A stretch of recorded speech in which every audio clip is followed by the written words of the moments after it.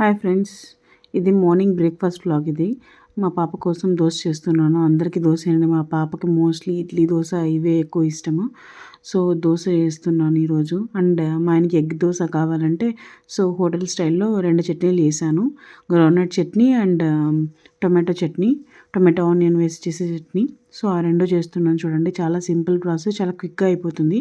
ఎండుమిరపకాయలు వేసి ఫస్ట్ కొద్దిగా రాక్ సాల్ట్ వేసుకొని మిక్సీకి వేసుకున్నాను. నెక్స్ట్ ఆనియన్స్ అండ్ టమాటాస్ 2 వేసి నేను ప్యూరీ లాగా చేసుకున్నాను.